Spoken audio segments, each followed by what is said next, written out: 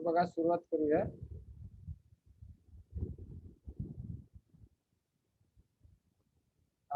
काल आपण इथंच होतो का? हेच चालू आहे का?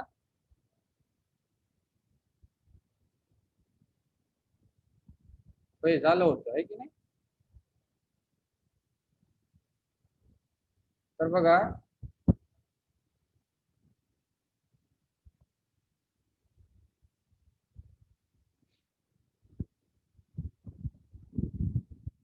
प्रतीकचा क्वेश्चन आहे.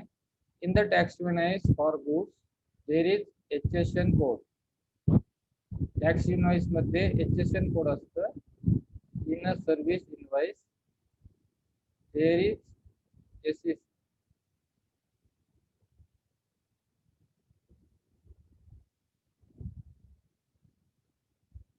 हा, आता बघा, जे टॅक्स इनवॉइस असते ना, गुड्स साठी HSN कोड असतो आणि सर्व्हिस इनवॉइस साठी SEC कोड असतो, आहे की नाही? जेव्हा आपण एखादी वस्तू खरेदी करतो तेव्हा त्या वस्तूचा कोड काय असतो? HSN असतो.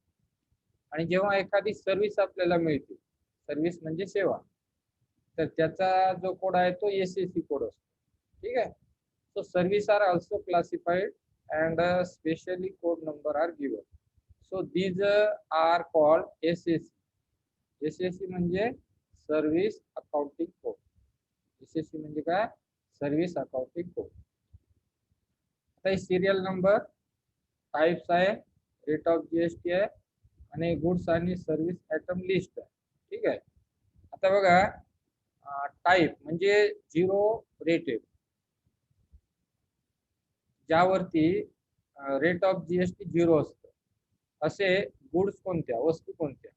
असेन्शियल कमोडिटीज लाईक फूड ग्रेन्स, आहे की नाही? फ्रूट, जे फूड असतात आपले, त्यानंतर फ्रूट म्हणजे फळे, vegetables, milk, salt, earthen pots, earthen pots. तर हे जे आहे ना, हे ज्या काही जीवनावश्यक ज्या वस्तू असतात, तर ह्या जीवनावश्यक वस्तूवरती कोणत्याही प्रकारचा GST नसतो. ठीक आहे. त्यानंतर सर्व्हिस कोणत्या आहेत? चॅरिटेबल ट्रस्ट ऍक्टिव्हिटी, ज्या सेवाभाव संस्था असतात.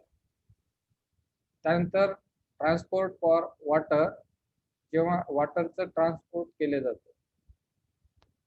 Use of road and bridge, road आणि ब्रिजचा जो आपण यूज केलं जातं त्याच्यावरती GST नसतं. त्यानंतर पब्लिक लायब्ररी, जेव्हा आपल्याला एखाद्या लायब्ररीमध्ये जातो तिथे आपल्याला ती सर्व्हिस मिळत असते, तर ज्या पब्लिक लायब्ररी असतात त्या ठिकाणी GST लागणार नाही. ॲग्रिकल्चर रिलेटेड सर्व्हिस, ज्या ॲग्रिकल्चर रिलेटेड सर्व्हिस आहेत, शेती संबंधी ज्या काही सेवा आहेत तिथे लागणार नाही. Education and health care services, शिक्षण आणि हेल्थ केअर सर्व्हिस ज्या असतात या ठिकाणी सुद्धा काय लागणार नाही? GST लागणार. तिथे GSTचा रेट झिरो असतो. म्हणजे कसं बघा, ह्या आवश्यक गरजा आहे म्हणून या ठिकाणी GST नसते. या ठिकाणी त्याच्यावरती GST आकारला जातो. त्यानंतर लो रेटेड. लो रेटेड म्हणजे बघा कसं, ज्या गुड्स, आता गुड्स मध्ये कोण येते? Common use item. आता बघा, LPG सिलेंडर हे कॉमन यूज आयटम आहे.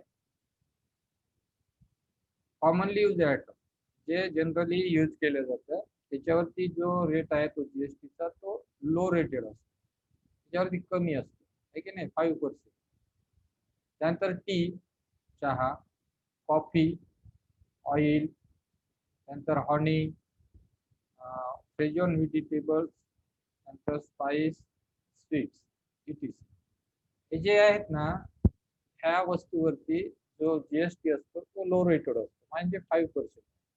त्यानंतर सर्व्हिसेस कोणते? रेल्वे ट्रान्सपोर्ट सर्व्हिस, बस ट्रान्सपोर्ट सर्व्हिस, त्यानंतर टॅक्सी सर्व्हिस, त्यानंतर एअर ट्रान्सपोर्ट इकॉनॉमी क्लास, त्यानंतर hotel providing food and leverage etc. तर ह्या ज्या काही सर्व्हिस आहेत बघा, ह्या वस्तू झाल्या आणि ह्या सेवा झाल्या, ह्या सेवा पुरवतात. तर अशा ठिकाणी जे जीएसटी असतं त्याचा जो रेट आहे ते लो रेटेड असतं. ठीक आहे. त्यानंतर स्टँडर्ड रेटेड, ज्याला एक स्लॅब मध्ये घेतलेला आहे, त्या स्टँडर्ड रेटेड असतं. त्याच्यावरती जीएसटी 12% असतो. ठीक आहे. त्यामध्ये कोणकोणत्या वस्तू कोणत्या आहेत बघा, गुड्स म्हणजे वस्तू. त्यानंतर कंझ्युमर गुड्स, कंझ्युमर गुड्स, त्यामध्ये बटर, घी, ड्रायफ्रूट म्हणजे काय, जे फ्रूट ड्राय असतात आहे की नाही. ड्रायफ्रूट म्हणजे जसं काजू, बदाम, पिस्ता आहे की नाही, हे ड्राय असतात, ड्राय म्हणून त्यांना काय म्हणतात, ड्रायफ्रूट. त्यानंतर जाम, जेली, सॉसेस, त्यानंतर पिकलेस, त्यानंतर मोबाईल फोन etc.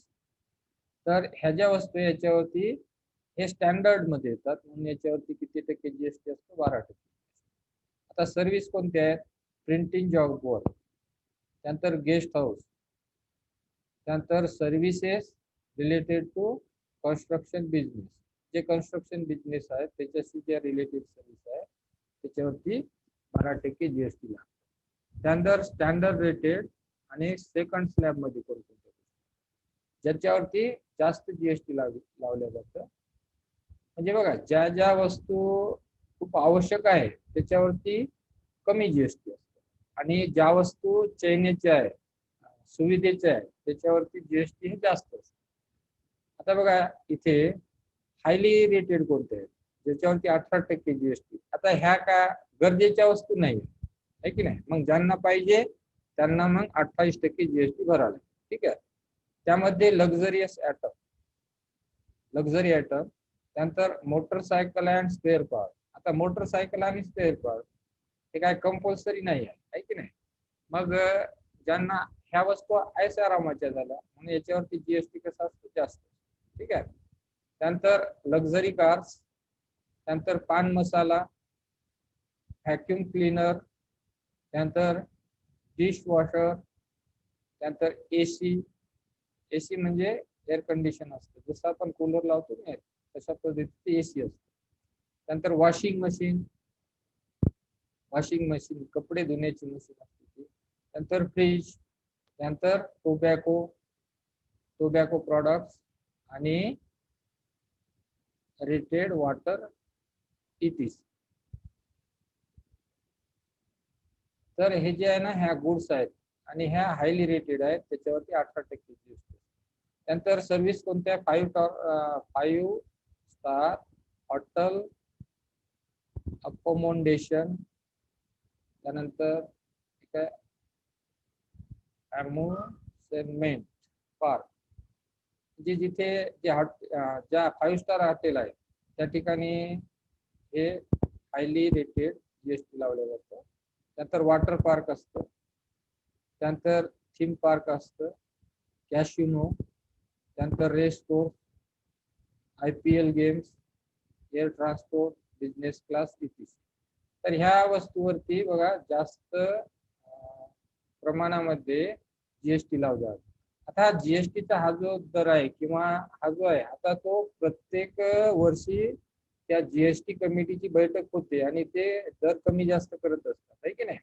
मग आता सध्या समजा या वस्तूवर जसे की इथे मेटल ॲटम आहे की नाही, किंवा कॉम्प्युटर प्रिंटर मॉनिटर आहे, ते झालं का आपलं.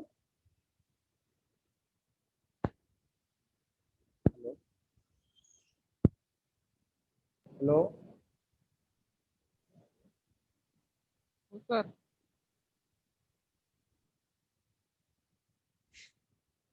हे घेतलं नाही वाटते मी 18%. हो सर, ते राहिलं होतं सर. हा तस.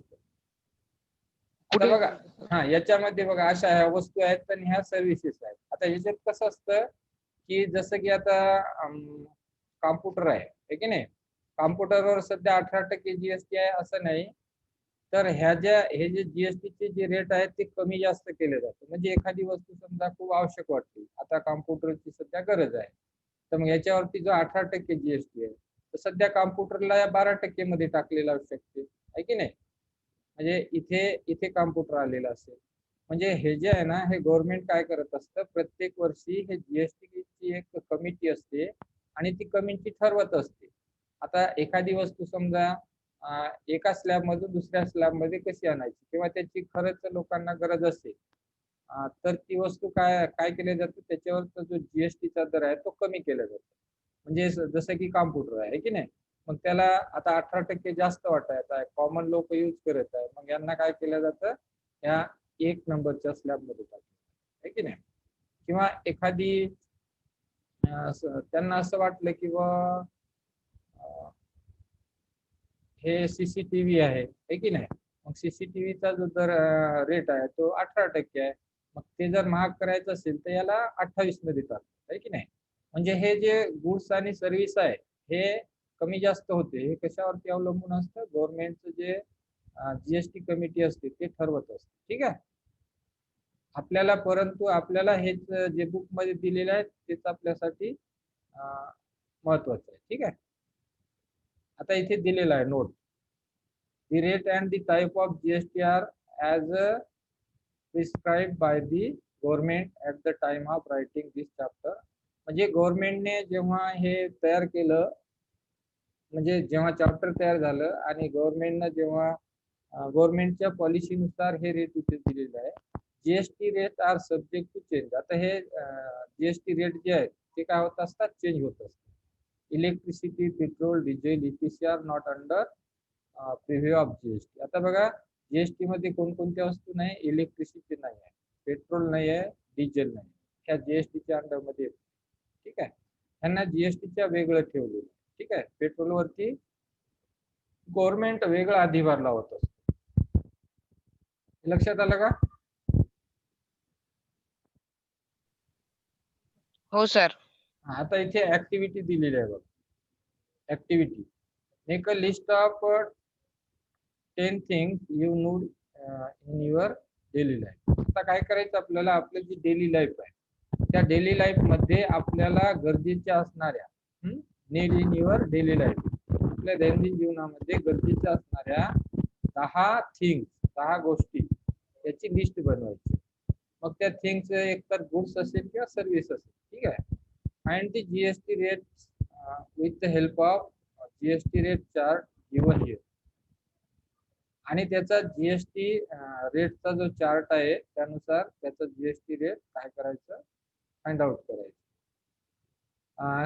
न्यूजपेपर्स और books, internet or a bill of purchase. Verify these rates with the list prepared by your friends. आणि तुम्ही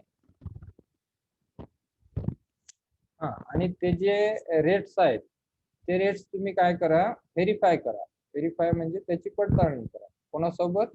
तुमच्या मित्रांनी जी लिस्ट बनवलेली आहे त्या लिस्ट सोबत ते रेट काय करा, तुम्ही व्हेरीफाय करा. आता इथे स्केचबुक, त्याचा रेट ऑफ जीएसटी किती आहे ते तुम्हाला लिहायचं. त्यानंतर कंपॉस बॉक्स वरती असेल तर लिहायचं, 0 असेल तर 0, 5 असेल तर 5, 12 असेल तर 12, 18 असेल तर 18. अशा 10 वस्तूच्या तुम्ही यादी करायच्या आणि त्याचे रेट ऑफ जीएसटी शोधायची, आहे की नाही.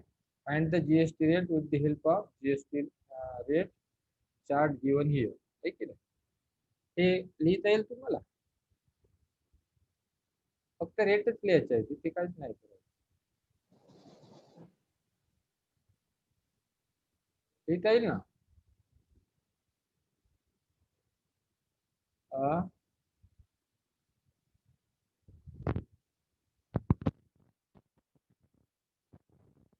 नंतर काय, हो सर. दुसरी ऍक्टिव्हिटी काय, make a list of 10 services. आता 10 सर्व्हिस च्या लिस्ट करायची and their GST rate as per activity 1. That is railway and ST bus booking service etc. ठीक आहे. ऍक्टिव्हिटी 1 प्रमाणे तुम्ही काय करायचं आता, जीएसटी चे रेट काय करायचं, make a list of 10 services and their GST. आता इथे सर्व्हिसेस आणि त्याचे रेट ऑफ जीएसटी आहे. रेल्वे बुकिंग, काउंटर सर्व्हिस आहे की नाही, अशा 10 वस्तूंची तुम्ही यादी करायची, 10 service. You can also collect service bill and complete given information. You can also collect service bill. आता यासाठी तुम्हाला सर्व्हिस बिल घेता येईल आणि हे काय करता येईल तुम्हाला, हे इन्फॉर्मेशन कंप्लीट करता येईल. ठीक आहे. हे शोधून बघा तुम्ही, रेट ऑफ जीएसटी दिलेला आहे, सध्याचा जीएसटी रेट नेटवरती दिलेला आहे की नाही, नेटवरून बघा, ते पाहता येईल ना. हॅलो. हो सर, करून बघतो सर. हा, हो सर. त्यानंतर ऍक्टिव्हिटी 3 बघा, complete the given table by writing remaining SSC and HSN. SSC आणि एचएसएन कोड लिहायचा आहे with rate and add some more items in the list. ठीक आहे. Complete the given table by writing remaining SSC and HSN code with rate. HSN code काय लिहायचं, rate सहित लिहायचं, and add some more items in the list. ठीक आहे. Railway transport service, त्याचा GST rate तुम्ही ह्या वरच्या ऍक्टिव्हिटी मध्ये काढलेला असेल ना, तो रेट इथे लिहायचा. त्यानंतर एअरवेज सर्व्हिसेस इकॉनॉमी, त्याचा एसएससी नंबर, त्याचा जीएसटीचा रेट लिहायचा इथे. त्यानंतर currency exchange service, currency exchange service जे आहे ना, जी आपली करन्सी असते, करन्सी एक्सचेंज केव्हा केलं जातं, जेव्हा आपण फॉरेनला जातो आणि त्या ठिकाणी फॉरेनला आपली करन्सी चालत नाही, मग आपल्याला काय करावं लागते, तिथे करन्सी एक्सचेंज करावं लागते, आपली करन्सी द्यावी लागते आणि डॉलर घ्यावं लागते, किंवा ज्या देशाचं जे चलन आहे, डॉलर, युरो, जे काही चलन आहे त्या देशाचं, तशा पद्धतीचं ते चलन करन्सी काय करावं लागते, एक्सचेंज करावं लागते. एखादा विदेशी नागरिक जर भारतामध्ये पर्यटनासाठी आला तर त्यांचे डॉलर काय करावं लागते, भारतामध्ये आल्यानंतर एक्सचेंज करावं लागते आणि त्याच्या ठिकाणी काय घ्यावं लागते, त्याला रुपये घ्यावं लागते. कारण तो डॉलर जर आपल्या भारतामध्ये चालवतो म्हणलं तर भारतामध्ये कोणी घेईल का, डॉलर घेणार नाही, आहे की नाही. म्हणून त्या करन्सीचं काय करावं लागते, एक्सचेंज करावं लागते. ठीक आहे. त्याच्यावरती जीएसटी असते. त्यानंतर ब्रोकेज सर्व्हिस, ब्रोकेज सर्व्हिस असतो. ब्रोकेज सर्व्हिस म्हणजे काय, तर एखादं जेव्हा शेअर मार्केटमध्ये तुम्ही पैसा वगैरे गुंतवता त्यावेळेस तिथे ब्रोकेज चार्ज लागत असतो, आहे की नाही. तर त्याचा सुद्धा इथं त्याला सुद्धा काय लागतं, जीएसटी लागतं. त्यानंतर टॅक्सी सर्व्हिसेस, अशा पद्धती 5 स्टार हॉटेल सर्व्हिसेस. तर ह्यांच्या जे आहे ना, जीएसटीचे रेट इथे तुम्हाला द्यायचे. आणि इथे काय करायचं आहे तुम्हाला, हे सर्व्हिसेस झाले, हे गुड्स झाले. ठीक आहे. हे सर्व्हिसेस झाले, हे काय झाले, गुड्स झाले. त्या ऍक्टिव्हिटी करून बघा.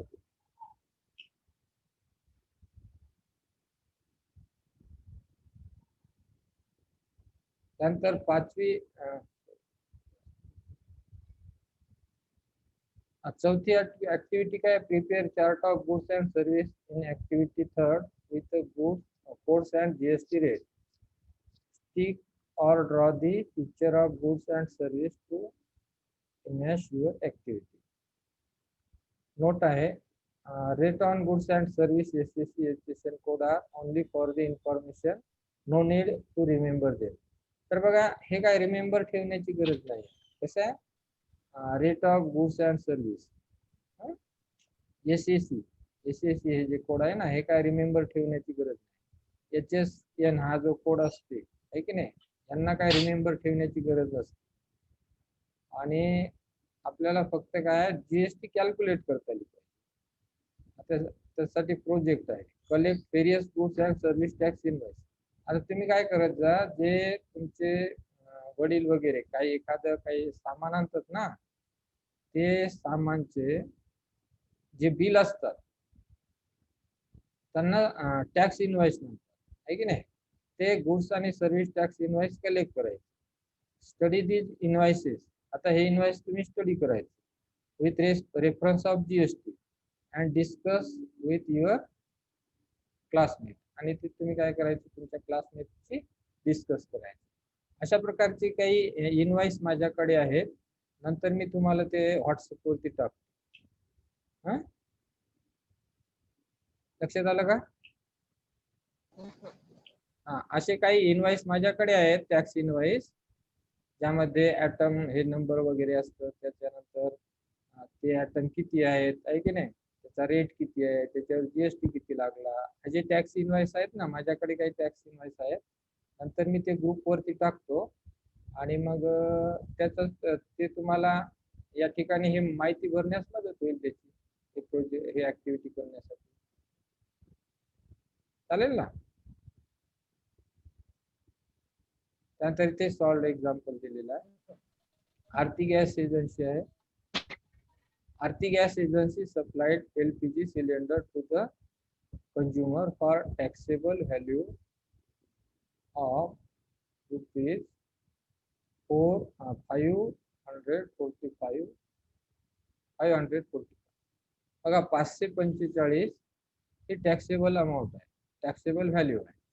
कशाची? LPG सिलेंडर, जी कंझ्युमरला प्रोव्हाइड करते. कोण प्रोव्हाइड करते? आरती गॅस एजन्सी सप्लाय करते कंझ्युमरला. त्याची किंमत किती आहे? 445 रुपये. ही टॅक्सेबल व्हॅल्यू आहे. मग याच्यावरती जीएसटी लावलं जाईल. जीएसटी कशावरती लावलं जाईल? जी टॅक्सेबल व्हॅल्यू आहे त्याच्यावरती जीएसटी लावलं जाईल. मग जीएसटी चार्ज इज 5%. मग याच्यावरती 5% जीएसटी चार्ज लागेल. So what is the amount of CGST and SGST in the tax invoice? बघा, जीएसटी काय असतं, तर जीएसटी म्हणजे सीजीएसटी आणि एसजीएसटी यांची बेरीज. सीजीएसटी आणि एसजीएसटी याचं एकत्रीकरण म्हणजे जीएसटी. जीएसटीचे हे दोन वेगळे हे आहेत. जीएसटी एकच असते. पण 10 मिनिटांमध्ये आपला टाइम हे होईल, नंतर जॉईन व्हायचा. हॅलो,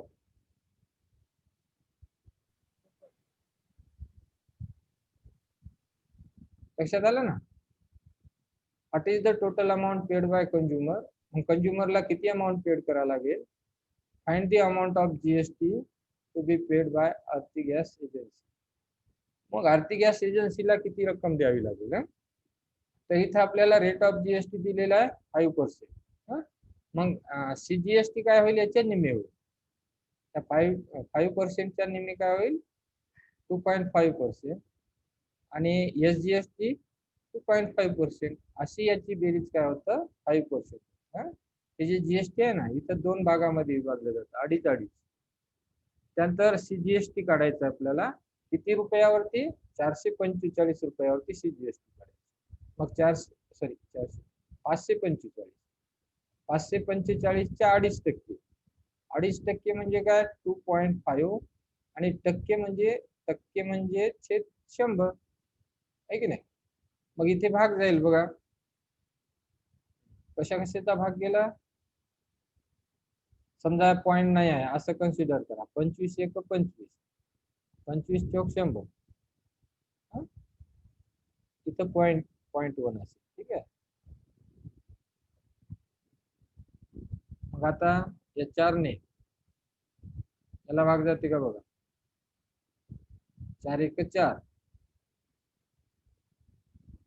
किती उरले? 1. 4 दिला 14, 4 त्रिक 12, 4 त्रिक 12, नाही का? किती उरले? 2. किती उरले? 2 उरले ना. मग हे वरचा 5 घेतला, किती झाले? 25. 4 25, 4 सक 24, 4 सक 24. ठीक आहे. मग एक उरला, एक लहान आहे 4 पेक्षा, मग इथं पॉईंट दिला. त्यानंतर पॉईंट दिला आणि खाली 0 घेतला, मग ते 10 झाले. 4 दोन्ही 8, 4 दोन्ही 8, परत 2 उरले, त्याच्यावर 0 दिला, 4 पंचे 20, आहे की नाही? किती आलं? 136.25. याला काय केलं? परत या 0.1 ने गुणलं. याला काय केलं? 0.1 ने गुणलं. 0.1 ने गुणल्यामुळं या पॉईंटच्या नंतर एक अंक आहे, या पॉईंटच्या नंतर 2 अंक आहे, म्हणून एकूण 3 अंक सोडून पॉईंट देतो. किंवा 0.1 ने गुणल्यामुळं हा पॉईंट एकूण इकडे सरकेल, म्हणून 13.625, आहे की नाही? 625 पैसे नसतात, आहे की नाही? मग हा जो डिजिट आहे ना, हा बघायचा तिसरा अंक, हा 2 किंवा 5 किंवा 5 पेक्षा मोठा असेल, हा 5 आहे तिसरा अंक. 5 असेल किंवा 5 पेक्षा मोठा असेल तर याच्या आधीच्या अंकामध्ये 1 मिळवायचं, आणि ते या 2 मध्ये काय केलं? 1 मिळवलं, म्हणून हे काय झालं? 13.63 झालं. हे लक्षात आलं का तुमच्या? Hello hello. हो हा, आता बघा सीजीएसटी जे असतं की नाही, सीजीएसटी आणि एसजीएसटी सारखंच असतं, म्हणून सीजीएसटी बरोबर एसजीएसटी, आणि सीजीएसटी इथे किती काढलं? 13.63, म्हणून इथे एसजीएसटी सुद्धा तेवढंच असेल. मग अमाऊंट पेड बाय कंझ्युमर, जो ग्राहक आहे त्या ग्राहकाला किती अमाऊंट पेड करायला लागेल? तर टॅक्सेबल व्हॅल्यू, जी टॅक्सेबल व्हॅल्यू आहे 545 रुपये, आणि त्याच्यावरती सीजीएसटी आणि एसजीएसटी असे 2 जीएसटीचे हे पैसे 13.63, 13.63 असे यांची बिल झाली 572.26. हे लक्षात आलं का तुमच्या?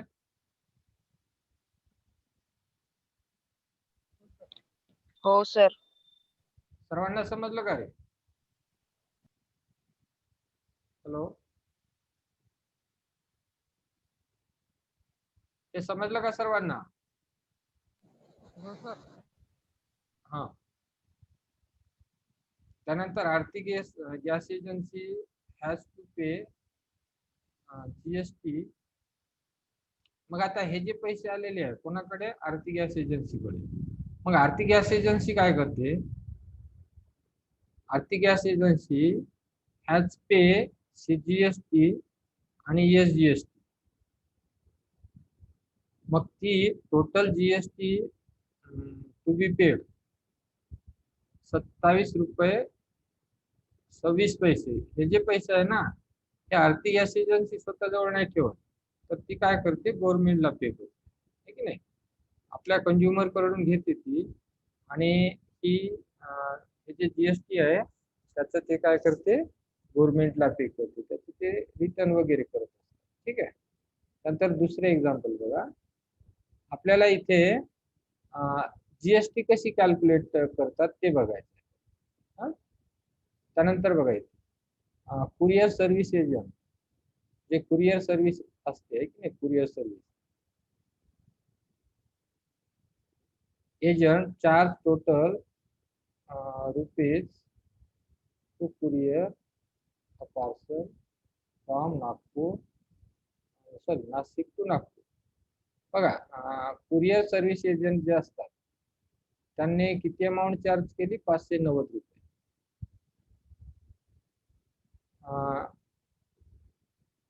कुरिअर पार्सल होतं, ठीक आहे नाही? एखादा मोठा आयटम असेल त्याला जास्त कुरिअर लागतं, पैसे लागतात.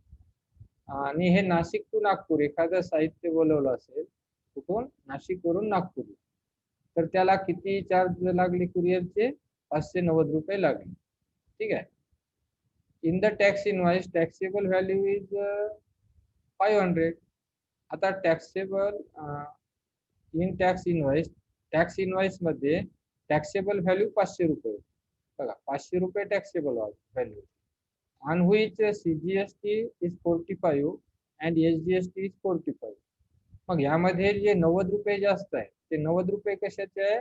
तर सीजीएसटी चे 45 रुपये आणि एसजीएसटी चे 45 रुपये. Find the rate of GST charge for this service. तर ह्या सर्व्हिस साठी जीएसटी किती चार्ज केला? मग आपल्याला माहित आहे की टोटल जीएसटी काय असतं? टोटल जीएसटी म्हणजे सीजीएसटी अधिक एसजीएसटी. मग सीजीएसटी किती आहे? 45 आहे. एसजीएसटी किती आहे? 45 आहे. एकूण किती झाले? 90. म्हणून इथे आपल्याला find the rate of GST charge for the service. जीएसटीचा रेट फाइंड आउट करायचा. रेट म्हणजे किती आहे? 12% आहे, 18% आहे, 5% आहे. तो रेट फाइंड आउट करायचा. तर आपल्याला आधी काय काढायला लागेल? जीएसटी किती लागली. तर जीएसटी किती लागली? जीएसटी म्हणजे सीजीएसटी आणि एसजीएसटी या दोनची बेरीज. तर ती किती? 45 अधिक 45 90 रुपये जीएसटी लागली. आता रेट ऑफ जीएसटी कसं फाइंड आउट करायचं?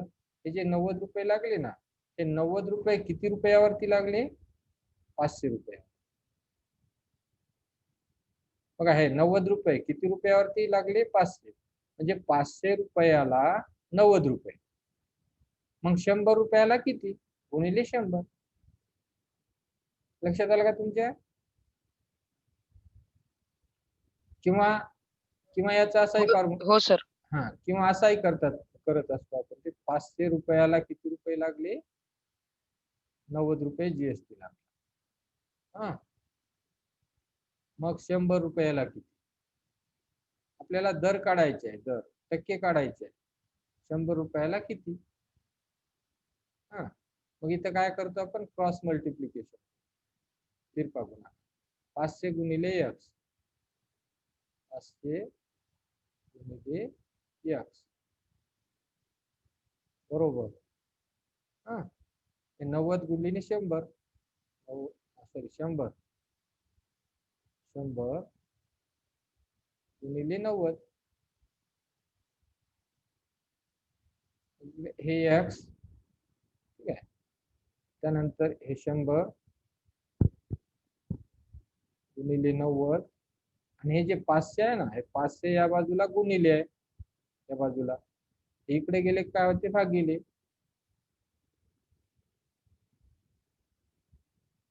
ठीक आहे. म्हणून एक्स बरोबर, आता यालाच कसं लिहिता येईल? 90/500 असे लिहिता येईल. 90/500 आणि गुणिले 100 लिहिता येईल. हे गुणिले 100. 100 1 0 0. ठीक आहे. आता बघा, मग